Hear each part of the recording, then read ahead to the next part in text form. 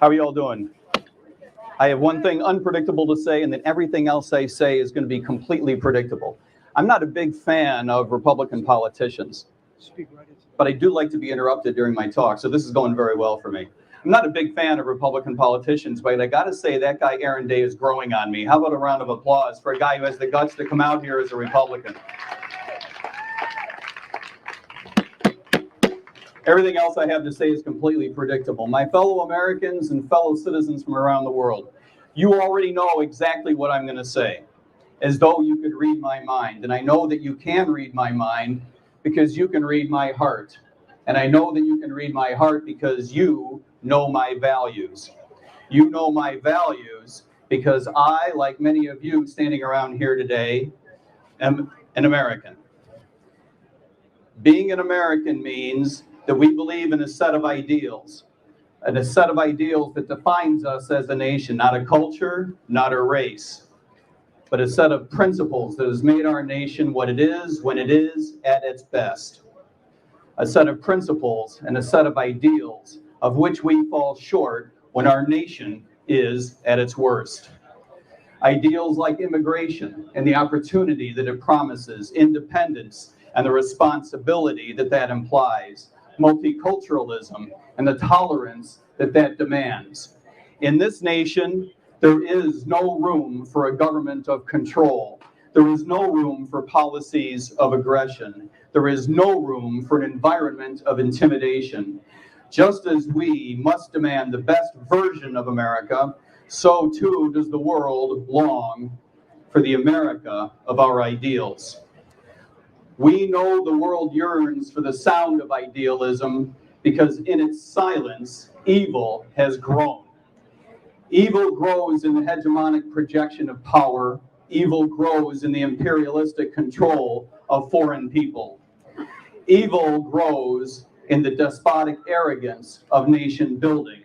The world awaits a new leadership away from evil. Make no mistake, all leadership comes from values. It is not for American values to change, but for American policy to change by aligning with what we already know true American values to be.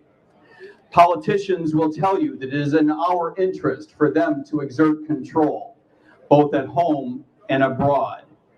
You know this to be utter and unadulterated bullshit. Other Americans sense it, and the rest of the world is tired of it. For this reason, ours is a government that operates not in the light, but in the shadows, silencing competing voices, prosecuting whistleblowers, murdering resistant forces. Ours is a government that operates not in our interest, but in the interest of the instruments of power itself. Maintaining the expense and obligation of supporting NATO 30 years beyond its sell-by date. Maintaining the expense and obligation of supporting Ukraine in a war neither of our making nor of our defense. Maintaining the expense and the obligation of supporting a policy of strategic ambiguity toward the independence of Taiwan. Maintaining the expense and the obligation of supporting a military-industrial complex, a veritable war machine capable of defeating the rest of the world combined.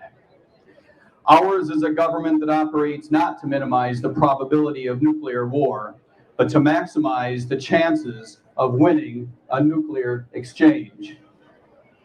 It is not in the interest of peace to deploy so-called conventional weapons that so outpace our adversaries that they imagine no other recourse than tactical nuclear weapons. It is not in the interest of peace to continue to widen the gap between American dominance and the ability of rivals who would themselves exert regional influence.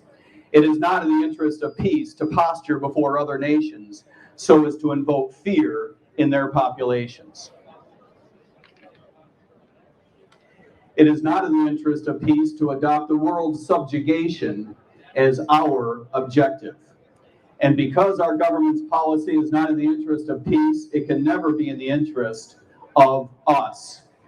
Today, here in this place, us means a coalition of Americans and others with little more in common than an understanding of the misalignment of American foreign policy with American values.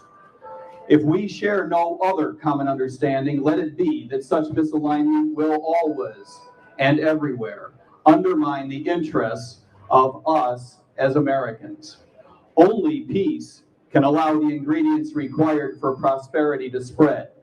Only peace can allocate the resources our economy requires to grow. Only peace can achieve the framework our society needs to develop. Only peace can apply the values our culture cherishes. Only peace can afford the attention our children deserve. Only peace can advance the future of which each and every one of us dreams. A policy that does not align with our long-term interests can never fulfill the best of what America can be, and can never provide the leadership the world needs from America. The world is ready for a message of peace, and Americans are ready to send that message.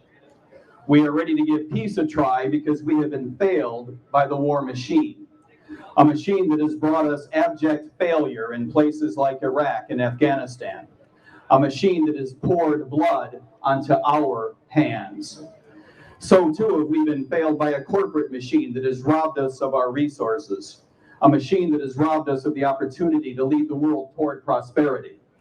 We have been failed by a political machine that has robbed us of the simple dignity of being represented by a foreign policy that reflects our values as Americans.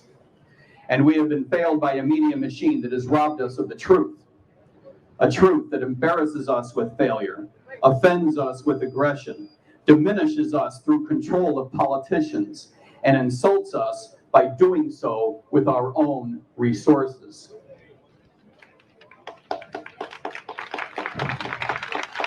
The time has come to put an end to the reign of the political class, the woke prosecutors, the political self-dealers, the war machine militarists, the crony capitalists, the administrative chieftains, and the money-printing royalty, the self-obsessed media snobs, and the self-appointed victim seers, the entitlement peddlers, and the snake oil pharmaceuticals. The time has come and the time is now for the encroachment on our values and the erosion of our very sovereignty. Sovereignty over our policies, both foreign and domestic, continues apace. Politicians continue the construction of institutions of control. Corporations continue the construction of relationships of manipulation. The media continue the construction of narratives of justification. The wicked sleep not, and so must not we. Sleep not, peace seekers and value keepers. Sleep not, family makers and business builders.